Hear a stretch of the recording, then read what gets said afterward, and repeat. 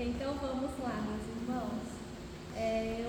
Primeiramente eu agradeço pela oportunidade, realmente é uma alegria podermos retornar a essa casa e ter a confiança de todos para que possamos compartilhar algumas das nossas reflexões. Eu escolhi lei de destruição. Qual que é o objetivo? Acho que logo eu vou colocar por que eu escolhi a lei de destruição. E como sempre, nós buscamos uma fundamentação no Evangelho e logo fomos lá no capítulo 5, bem-aventurados os aflitos, e justamente colocando a questão das aflições a que Jesus se refere no Sermão do Monte.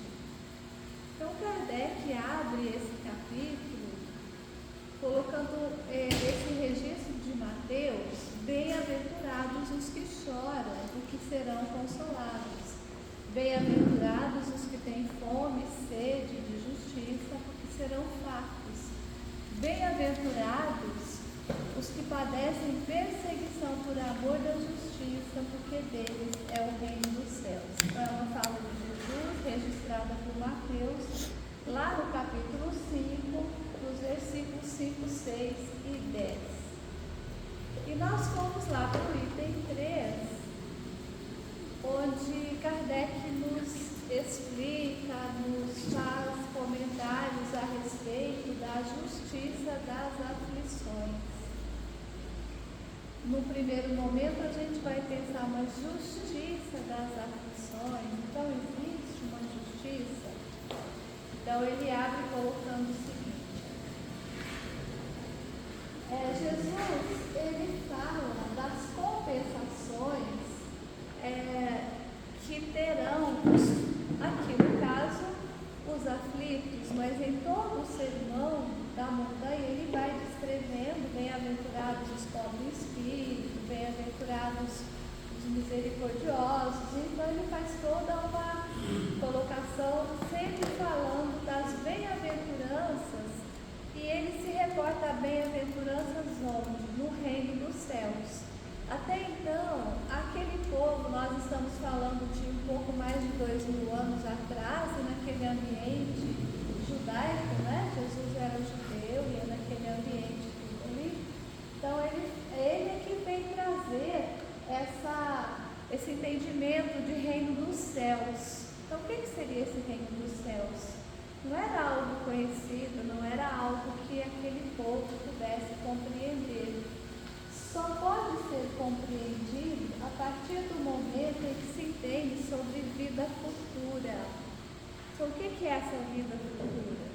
Quando a gente pensa no entendimento materialista, eles já logo pensam assim: morreu o corpo, tudo acabou. Nós ainda temos nas nossas reuniões mediúnicas muitos espíritos que se manifestam colocando essa dificuldade de entendimento. Eles não compreendem que há essa vida após a morte, que a vida continua, fica melhor dizendo assim: a vida continua, que após o túmulo o espírito permanece e não a morte do espírito. E essa outra questão é a necessidade de sofrer para ser feliz. Então, estudando, lendo esse capítulo, nós vamos compreender melhor que não é bem assim, não há necessidade de sofrimento para sermos felizes. Mas se nós considerarmos a natureza do espírito que somos, a condição que nós estamos ainda, considerando que estamos no mundo de provas e expiações, então nós estamos mais espiando do que provando na realidade, né? E ainda, Kardec faz a seguinte colocação: por que uns sofrem mais do que os outros? Por que uns nascem na riqueza, na opulência, e outros na pobreza, na dificuldade, na miséria? Por que tantas diferenças entre as diversas comunidades, entre até os diversos países? Por quê? O que justifica isso? Quando quando a gente fala de Deus como o Pai que é bondade, que é justiça, que é misericórdia, então, como compreender isso, né? Então, quando nós passamos a compreender um pouco melhor e ter fé no futuro, e lembrando também que a fala de Jesus, quando ele fala do futuro, do reino dos céus, isso é consolador, mas isso não explica as diferenças. Não dá para a gente compreender as diferenças, as anomalias. Então, onde reside a justiça divina? O que de fato causa esse sofrimento, as dores, as dificuldades, as vicissitudes que todos nós temos? Você pode visitar o lar com maior riqueza material, por exemplo, ali tem algum ponto de dificuldade, sofrimento, e você vai visitar aquele lar pobrezinho, às vezes uma casinha tão simples, a falta do gás, hoje a gente fala do gás, né? A falta do gás, a geladeira está vazia, mas ali tem felicidade. Como que vai explicar isso, né? Então nós só vamos ter explicações assim, claras, compreensíveis, que justifica através das explicações que a doutrina espírita nos oferece.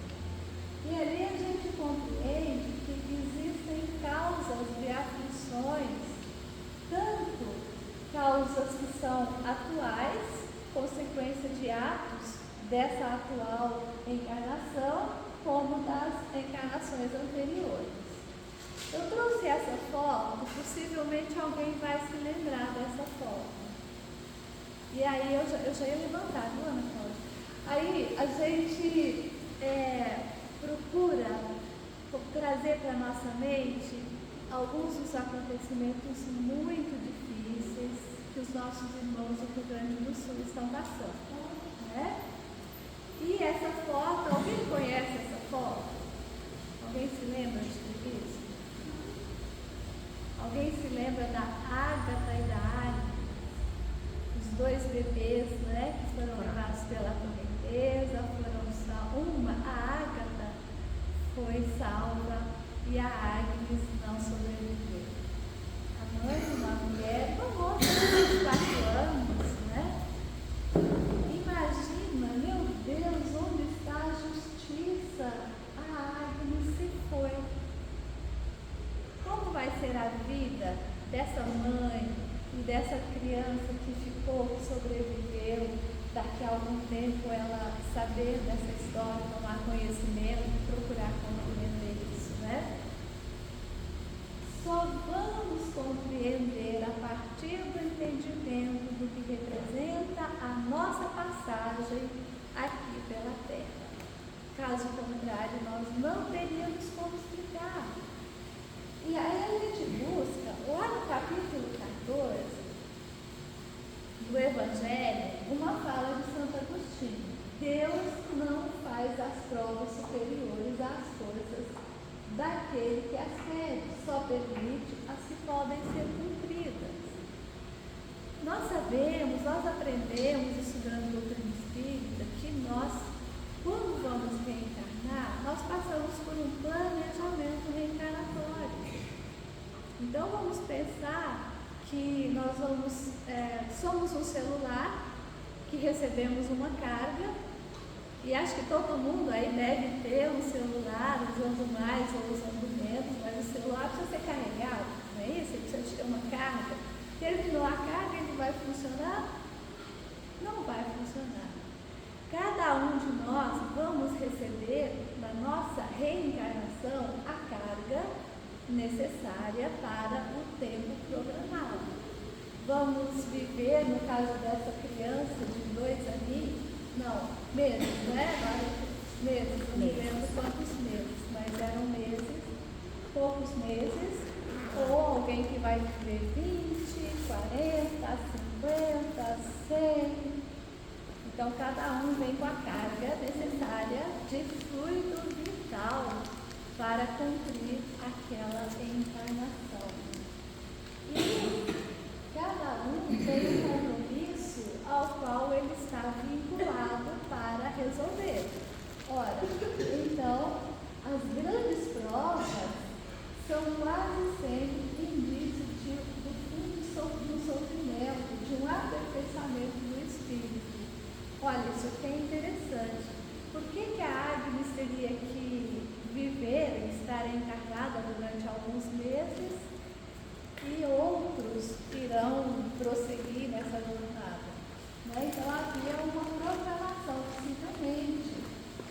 É um momento supremo e é nele, sobretudo, que importa não falir pela murmuração, senão se quiser perder o fruto da prova e ter de recomeçar. Então ali fica claro que nós passamos por um sentimento de compaixão, de dor, ao perceber, ao ver aquele leito vazio, né? A mãe cuidadosamente colocou a roupinha que seria da sua criança que se foi e que ali está vazio. Mas está vazio do quê? Do corpo material. Porque se nós já temos a consciência e a confiança que a vida continua, a vida futura, então o que vale mais é o corpo ou é o espírito? Nós já aprendemos que é o espírito, né? O corpo é como se fosse uma vestimenta. E essa vestimenta, ela vai sendo substituída. A gente vai remendando, costura aqui, toma um remedinho ali, conserta de lá. Mas vai chegar um momento que a energia vital, que as células que constituem esse organismo, elas vão ter a vitalidade terminado, acabou, né? De fato, chegamos ao momento do túmulo, mas a vida continua. E assim, nós vamos procurar explicar essas anomalias, essas dificuldades, essas diferenças. Então, vamos buscar, já observamos uma fundamentação no Evangelho, na fala de Jesus, agora nós vamos buscar aqui no nosso livro, que fala da filosofia, a parte filosófica da doutrina espírita, que é o Livro dos Espíritos. Na terceira parte do Livro dos Espíritos é tratada são tratadas as leis morais. Então, o que nós observamos? Só bem rapidamente para a gente recordar, quando a gente fala de lei divina ou lei natural, a lei de Deus. Kardec, pedagogo, como ele foi assim, de grande expressão como pedagogo, ele faz uma classificação, uma divisão. A lei é única, mas ele faz uma divisão para facilitar o nosso entendimento. Então são 10. Então nós temos lei de adoração, trabalho, reprodução, conservação, destruição, sociedade, progresso, igualdade, liberdade, justiça, amor e caridade. Nós escolhemos para as nossas reflexões de hoje, lei de destruição. Parece assim chocante, né? Lei de destruição. Mas olha só, aí Kardec, no seu questionamento aos espíritos, ele faz a pergunta, né? A destruição é uma lei da natureza? Aí os espíritos respondem, é necessário que tudo se destrua para renascer e se regenerar. Porque isso há que chamar de destruição não é mais que a transformação, cujo objetivo é a renovação e o melhoramento dos seres vivos. Então, olha ali a explicação dos espíritos que a gente vai, digamos assim, esmiuçando um pouco mais, compreendendo, porque nessas poucas palavras tem um conteúdo imenso, né? 728A, então Kardec coloca, o instinto de destruição teria sido dado aos seres vivos com fins providenciais. Qual o objetivo, então, da destruição e do instinto de destruição? ainda em nós. Já tivemos mais intensamente no passado, inclusive quando passamos pelo momento de uma sociedade primitiva, um planeta primitivo, já superamos, já passamos pelaquela fase dos instintos, já chegamos à condição de conquistarmos a nossa possibilidade de fazer escolhas, que tem um nome que a gente fala muito, né, que é o livre-arbítrio, a nossa capacidade de fazer escolhas entre o bem e o mal. Então ele responde: as criaturas de Deus são os instrumentos de que ele se serve para atingir os seus fins. Então, nessa pedagogia da lei do Criador, ele se utiliza, muitas vezes, da nossa própria dificuldade ainda para fazer a própria justiça e para fazer a educação e a reeducação. Então, para se nutrirem, os seres vivos se destroem entre si.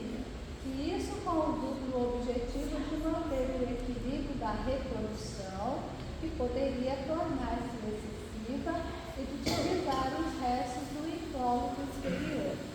Então, veja bem, olha aqui. Nós ainda, enquanto seres humanos, nós já chegamos no máximo dessa, digamos, dos seres vivos. Chegamos no máximo dos seres vivos. Não tem algum ser superior do que o elemento humano? Não. Do que o espírito encarnado? O espírito que goza de toda uma intelectualidade, dos sentimentos, do livre-arbítrio, não temos, né? Mas nós precisamos nos alimentar, precisamos cuidar da sustentação dessas células de forma equilibrada, com uma certa homeostase, para sustentar a vida orgânica. E nós precisamos, por exemplo, de proteínas. Como vamos obter as proteínas? Na carne. A maioria de nós ainda vamos obter da carne oferecida pelos nossos irmãos, foi? Além da carne tem ovos e tudo mais, mas principalmente da carne, né? Daí dos peixes, das outras aves, dos bovinos, dos suínos, então ainda é importante para nós. Isso faz parte da lei de destruição e é dentro de um processo natural. Natural? Sim. Desde que, olha, por que eu vou abater um animal? Para me alimentar. Quando eu vou fazer isso por diversão, por desperdício, aí eu já não estou respeitando aquele irmão, porque ele está no processo evolutivo também. Mas por enquanto, a nossa constituição física, ela nos exige a busca dessa proteína. E a gente tem que lembrar que quando o animal é abatido, o princípio espiritual ainda não é o espírito. O princípio espiritual permanece. O que vai morrer é o invólucro exterior, é o corpo. Mas olha só quanto respeito a gente precisa ter, né? Aí eu aproveitei para trazer também uma outra lembrança. Nós somos espírito, perispírito e corpo. Vamos colocar de uma maneira bem simplificada. Tem algumas outras divisões, mas é essa que a gente normalmente tem colocado. O espírito é aquela centelha, é a essência, é a criatura divina. Para o espírito se manifestar na Terra, ele precisa, se ele aparecer aqui, vocês sabem, nós estamos aqui convivendo com vários espíritos. Se tiver algum médium vidente, pode estar percebendo a presença de espíritos desencarnados, né? Então a gente sabe que eles estão aqui, mas para que nós possamos vê-lo, para que ele possa se manifestar aqui, o que é necessário? O corpo. Mas não dá, liga, a gente juntar direto assim o perispírito e o corpo. Então o que nós temos? Um elemento de ligação intermediário que é o perispírito, que está em torno do espírito, né? E nós vamos estar ligados a esse perispírito até o fim da nossa encarnação e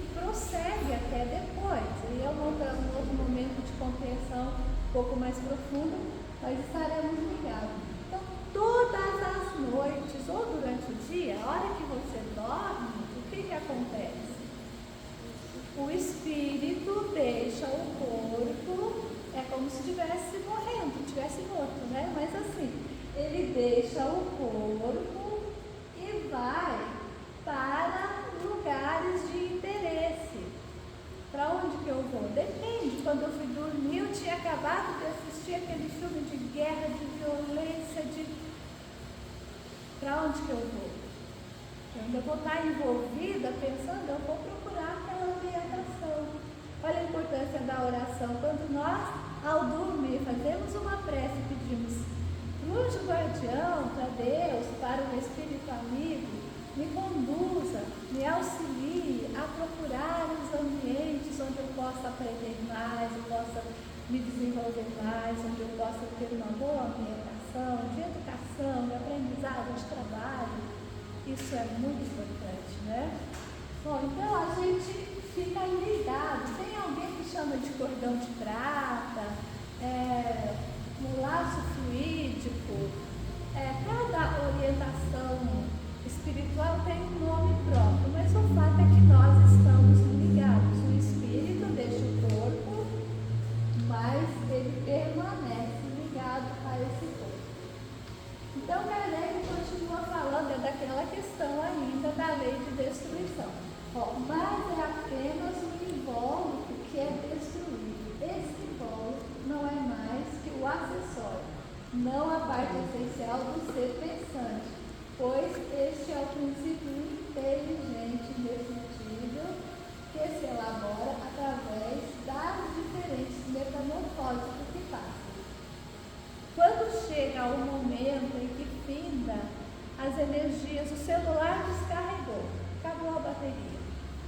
Ou seja, o nosso corpo já não tem mais o princípio vital, a energia vital para animar o corpo. O espírito se desliga e o espírito, ao se desligar, não tem como fazer. Quantas vezes nos hospitais, aquela tentativa de reanimar tudo, consegue, né, fazer o coração voltar a bater com medicamentos, com reanimação cardiorrespiratória. Isso é possível, mas esse laço não se rompeu.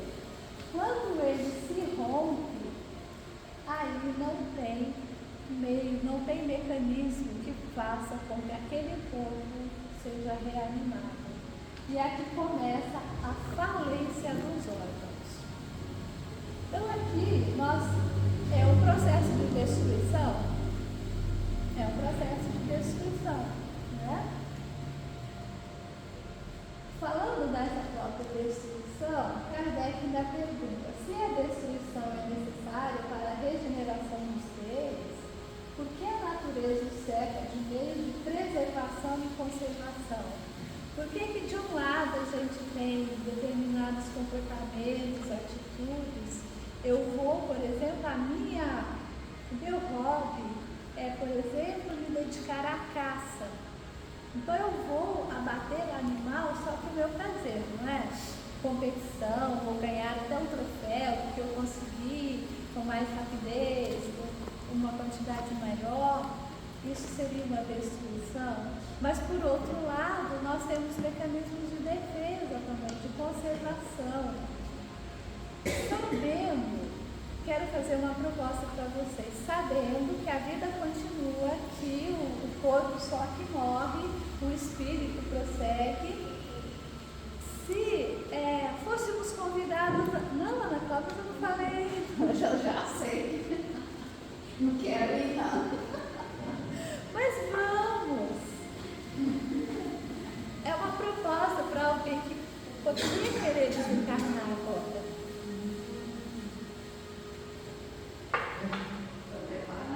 Ainda não? Pois é, a gente sabe, mas é o nosso instinto de conservação, isso é natural. Olha, eu não posso sair daqui e sem observar o trânsito atravessar a rua, posso? Não posso. Não posso, tem que tomar cuidado, não é? Por quê?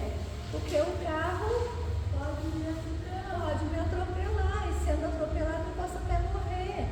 né? Quer dizer, meu corpo vai morrer, mas o meu instinto de conservação, ele vai me orientar que eu deva fazer ou tomar esse cuidado. E assim, inúmeras situações, né? Tem aqueles que são mais atirados, se arriscam mais. No fundo, nós temos esse instinto de conservação. Então, acontece para que haja um equilíbrio. Toda destruição antecipada entrava o desenvolvimento do princípio inteligente. Tudo vai ter a sua hora. Foi por isso que Deus deu a cada ser a necessidade de viver e de se reproduzir. Então, isso faz parte da gente, é um aplicativozinho com o qual nós nascemos. Ele faz parte de nós, né? Aqui atrás, por exemplo, tem um momento que fala de manter o equilíbrio da reprodução que pode se tornar excessiva. Eu não sei se vocês têm tido notícias, a gente tem ouvido muito no meio rural do surgimento e da multiplicação dos javalis. Já ouviram falar sobre isso? Não. Eles não têm um animal, hoje nem tanto, ele está vivendo no meio de ambiente quase que citadino, mas é um animal que está se reproduzindo de uma forma sem controle, ele destrói as águas, as lavouras, e ele não tem predador, né? Quer dizer, é o corpo do mato, né? É alguma coisa parecida, uma coisa semelhante. Diz que já tem até uma espécie que é a combinação do corpo do mato, que foi desenvolvido na Argentina, que chegou aqui. Então tem sido o terror da zona rural onde esses animais estão se reproduzindo. Então é um exemplo para a gente, que aqui a resposta que o Espírito deu, manter o equilíbrio da reprodução que poderia tornar-se excessiva. Lembra que a gente estava falando da alimentação? Diga. Não? Está querendo falar alguma coisa? Não? Bom, então vamos observando isso, né, pessoal? Então a gente tem o instinto, tem essa combinação da preservação com a conservação, e Deus colocou os agentes destruidores como o remédio ao lado do mal, para manter esse equilíbrio. Aqui nós temos no livro a Gênesis, no capítulo 3, falando dessa luta necessária para o próprio desenvolvimento do espírito, aqui já do espírito. Então, o desenvolvimento, essa luta que faz com que ele, aperfeiçoe as suas faculdades, tanto as faculdades intelectuais quanto as faculdades morais. Ora, quem tem um pet em casa? Que dá a vida pelo seu pet?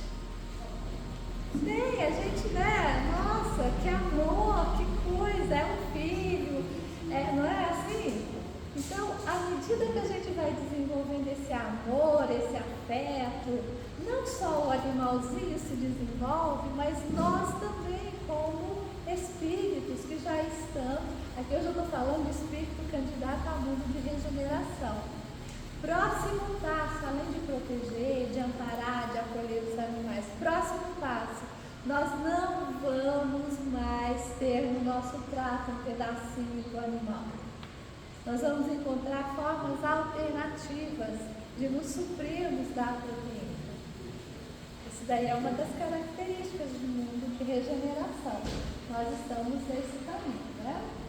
Então, por enquanto, essas imagens que às vezes até nos chocam, né?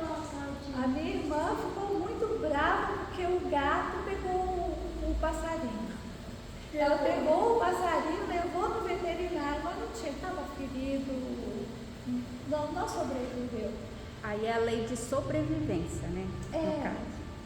Então, mas aqui ainda, esse precisa se alimentar desse para sobreviver. Uhum. E pode ter certeza que no reino animal, ninguém vai matar o outro que não precisa. E nós aprendemos a matar, colocar no freezer. tá, tudo bem, mas a gente vai desenvolvendo essa oportunidade de equilíbrio. Outra questão, Deus castiga a humanidade com flagelos destruidores. Quais são esses flagelos? O que a gente está assistindo? Enchentes, terremotos, maremotos, tsunami, vulcões que voltam em processo de erupção. Quanta coisa que a natureza vem e causa o que aparentemente é uma tragédia, é uma verdadeira desgraça. Então, isso acontece para fazer avançar mais depressa. Não dissemos que a destruição é necessária para a regeneração moral dos espíritos. E essa regeneração, nós vimos lá como sendo transformação. Então não é destruição, é transformação, é aperfeiçoamento. Então a gente julga do ponto de vista, não é castigo, nós justificamos do ponto de vista pessoal, que nós chamamos de flagelos, pelos prejuízos que causam, mas causam prejuízos materiais. A gente vai observar o que a gente ganha em termos moral. Aqui só para a gente ilustrar alguma coisa no sentido de destruição ou transformação, todo mundo acho que fez essa experiência do feijãozinho, né? Eu já fez? Então coloca lá o feijãozinho lá no escuro, coloca no algodãozinho deitando, vamos plantar, vamos colocar na terra. Então ele fica ali um tempo no escuro, mas depois quando ele começa, olha, aí a maravilha que se dá, né? E se ele não passar por essa fase, vai chegar aqui? Não vai, né? A borboleta, quem já matou os ovinhos, não sei se todos amarelinhos no pé de couro? Está matando o bichinho, né? Está matando a borboleta. Olha só. Mas se a gente deixar o ovinho, o que vai acontecer? Vai surgir uma lagarta, vai chegar um momento, um mecanismo próprio, ela vai se envolver por um casulo, ficar ali escondidinha no processo de amadurecimento, até que nós tenhamos um espírito evoluído conforme Deus idealizou. Só para ilustrar, que vai sair a borboleta, né? Mas nós vamos passar por esses momentos de aperto, de dificuldade, de observação. E aqui, vamos pensar, nós temos uma relação de morte, por exemplo. A Ana Cláudia até se levantou e foi lá para o fundo, né? Não dá tempo para eu te contar uma historinha da morte. Mas olha só, pessoal, qual é o contrário de morte? Vida. Então, o contrário de morte seria a vida. Mas não é. O contrário de morte não é vida. O contrário de morte é renascimento. Porque o Espiritismo matou a morte. O que é que morre? É o corpo. O espírito prossegue, né? E o contrário de vida? O que é o contrário de vida? A vida. A própria vida, não tem contrário, né? A vida permanece, a vida continua. Então, não tem contrário de vida. Pessoal, ainda para a gente já ir finalizando, destruição é transformação. A gente precisa compreender, nós estamos passando por esses processos, quantas encarnações, vamos desenvolvendo, passamos pelo momento de espírito ainda primitivo, mas estamos chegando. Pode perguntar.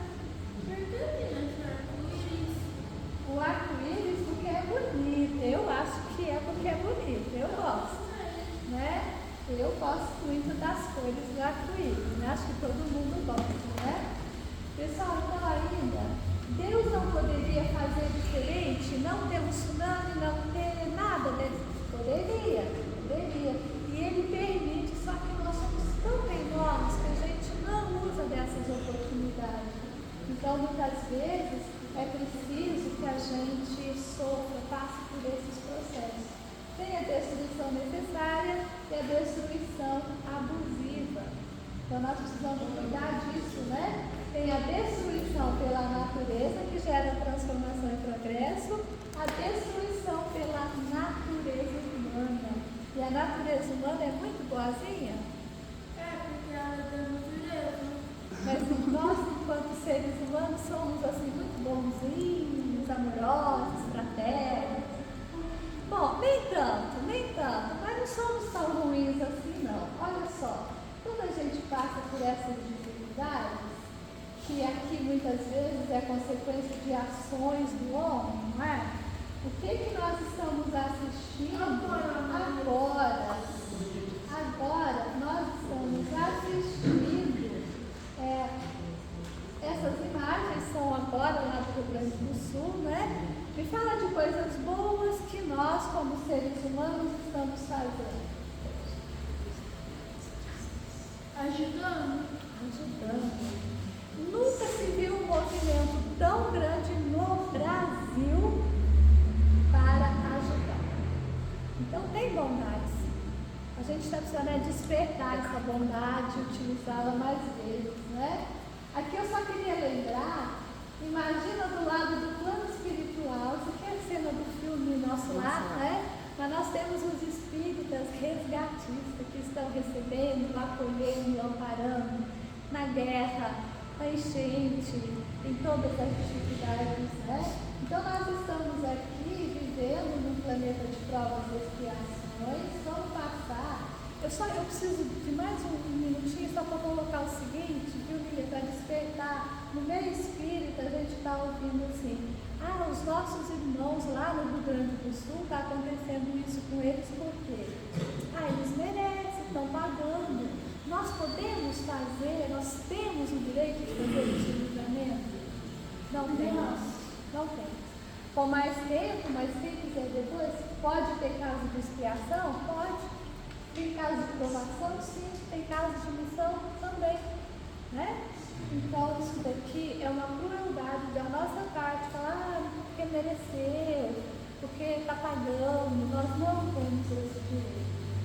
E assim, aqui falando que nós podemos sim evitar, nós temos muito conhecimento, muita tecnologia, muitos recursos para evitar, para amenizar, para melhorar, para nos acolher, nos amparar uns aos outros e ao nosso próprio planeta.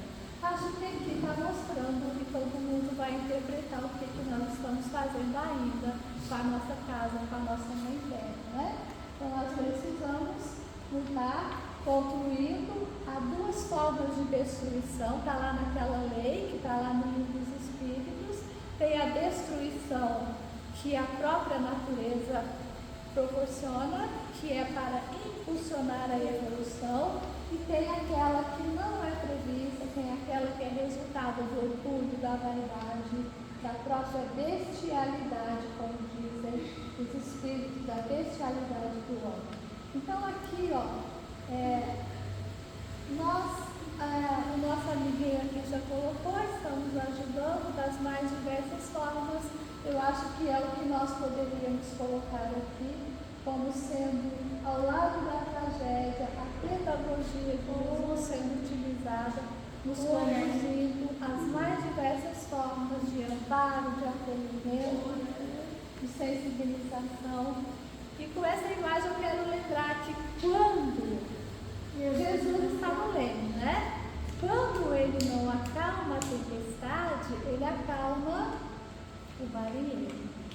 E nós estamos num momento em que nós, enquanto marinheiros, precisamos confiar e nos sentimos consolados, amparados e acalmados. Então eu agradeço pela oportunidade e peço a Jesus que permaneça nos amparando. Que assim seja.